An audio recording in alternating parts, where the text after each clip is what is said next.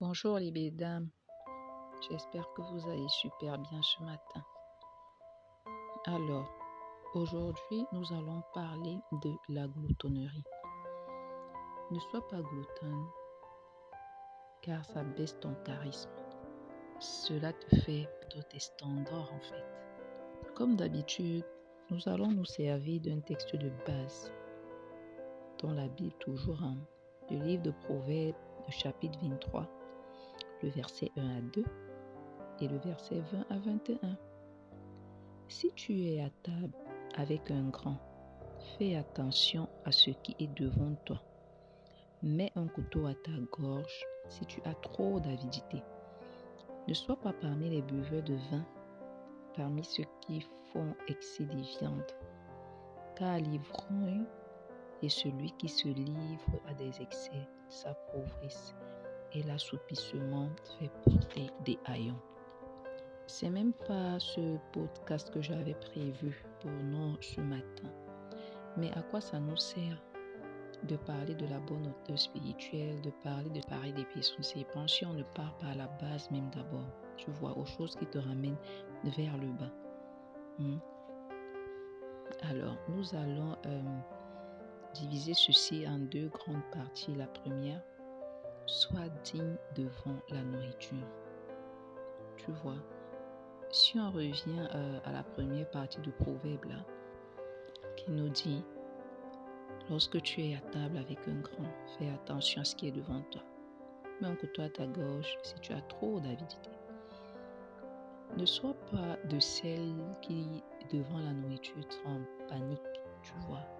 Ça veut dire que tu te mets à table, tu choisis les gros morceaux, tout le monde voit que tu choisis avec les yeux, tu dis à la serveuse, non, donne-moi ça, non, elle veut te donner, tu dis non, je veux le morceau, tu vois.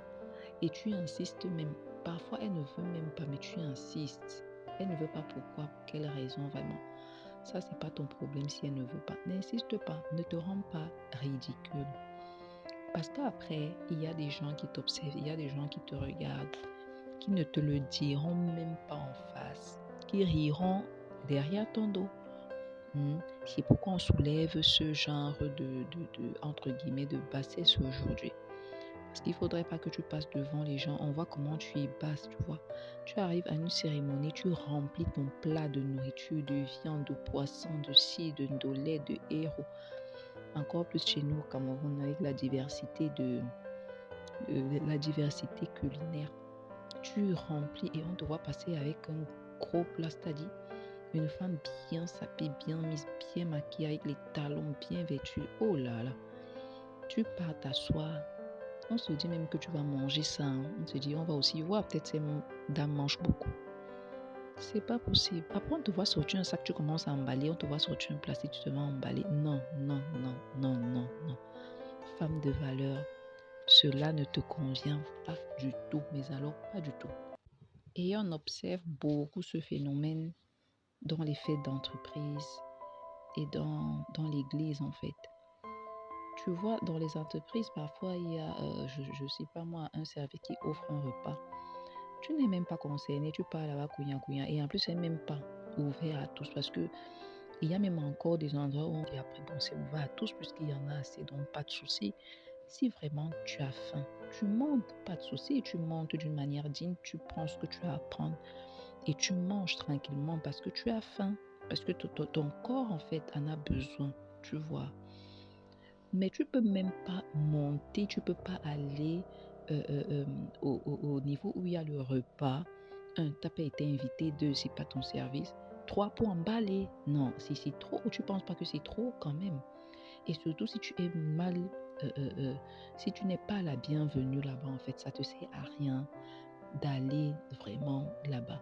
Je précise que si c'est ouvert à tous, si quelqu'un t'y invite, tu peux avoir un frère, un ami, non, d'un service, dans un autre service qui te dit non, allons-y, c'est moi qui t'amène, c'est différent. Et encore si tu as faim, parce que si tu n'as même pas faim, vraiment, remercie-le et dis-lui que vraiment c'est bon pour toi, t'as pas envie de manger, quoi. Dans les églises également, on remarque ce phénomène. Parfois, il y a des contributions et tout, n'est-ce pas, pour offrir des des repas, à une cérémonie. Et alors, on te voit là à la fin, tu dis non, moi j'ai contribué vraiment. Remettez-moi, je rentre avec parce qu'il y a eu un reste. Oh là là, oh là là, oh là là. Ne rentre pas dans les bassesses de ce genre. Si tu veux rester dans les bassesses, crois-moi, tu vas rester en bas. Tu as contribué alors, laisse ça là-bas. Il y en a même qui sont vraiment pauvres, qui n'en ont pas, qui en ont même besoin. Il y a ce qu'on appelle le comité de liquidation. Pourquoi ne pas donner cela au service au comité de liquidation? Pourquoi ne pas remettre cela à ceux qui n'en ont pas, à ceux qui sont vraiment pauvres, à ceux qui n'ont pas à manger chez eux? Mais on te voit belle femme, bien sapée, bien habillée là. On te voit emballée aussi quand même. On te voit, c'est toi qui es ancienne de l'église, c'est toi qui es choriste, c'est toi qui es femme de pasteur. On te voit emballer la nourriture. Vraiment, c'est honteux et ça ne t'honore pas, ça ne nous honore pas, nous les femmes, nous les grandes dames, nous qui voulons élever nos standards. C'est comme ça en même temps, tu manges, tu bois, c'est-à-dire que tu bois tellement, tu ne vois pas souvent le vin chez toi, tu bois, qu'on finit même pas t'arrêter, je sais pas, on finit par te soutenir pour te ramener chez toi ou pour te mettre dans un taxi. Si sur la route là, parce que tu es ivrogne, tu as tellement bu, on t'agresse, on te viole, tu fais comment? Tu vas dire que c'est parce que tu avais bu tellement la fête était belle. Non, non. Prends la quantité que tu peux boire. Si tu es même le genre de personne qui ne supporte pas la boire, chérie, ma soeur, pardon, ne bois pas. Maintenant, si tu as les moyens de t'en offrir, mais achète-toi du vin, non? Tu t'assois chez toi, tu manges, tu bois bien. Et puis tu dors dans ton lit, vraiment dans la paix. Vraiment, même si tu es pauvre, hein, fais-toi respecter. Respecte-toi devant la nourriture. Ne tremble pas, ne panique pas devant la nourriture. Ne te fais pas humilier à cause de la nourriture. Mange chez toi avant de sortir. Tu comprends? Maintenant, je ne parle vraiment pas des personnes qui sont dans le manque. Il y a des gens qui sont vraiment dans le manque. Des gens qui sont pauvres et d'une manière ou d'une autre peuvent se retrouver à ce genre de cérémonie. Et même jusque-là, il y a une façon de demander. Tu te rapproches du serveur, tu lui demandes, est-ce que je peux avoir un petit paquet? Ma soeur, il refuse, laisse tomber. Parce que c'est ça aussi être digne. Parce que pendant que tu emballes ta nourriture là, tu ne sais pas qui te regarde. Hein. Tu ne sais même pas qui veut t'épouser, qui t'observe depuis à chaque cérémonie. Constate que tu es tout le temps en train d'emballer la nourriture. Tu ne sais pas qui veut te donner un poste de responsabilité, mais qui à chaque fois constate que tu es en train d'emballer la nourriture. Tu pars quelque part, tu as toujours la boîte là. Pardon, on est un peu dans la boîte. Non, non, non, non, non, non. Arrêtons ça. En fait, mange pour nourrir ton corps, pour que tu sois en beauté. Et non juste pour manger, non juste parce que tu as vu, parce que tes yeux ont vu et tu veux juste que ça entre dans ton ventre. Le deuxième volet que je voudrais relever ici, c'est méfie-toi des gens qui sont toujours prêts à offrir beaucoup de nourriture aux autres. Oui, oui, il y en a. Chaque matin, il t'apporte du pain. Chaque matin, il t'apporte un petit déjeuner. Chaque fin du mois, il offre quelque chose. Il appelle tout le monde, vous venez manger. Ah, ma soeur, tu es tellement généreuse. Tu vois comment tu commences à lui faire les atalakou. Oh non, qui donne même comme toi? Personne ne donne comme toi. Et elle aussi de te répondre, ah, moi je fais même ça pour Dieu. Hein. Faites attention. Hein.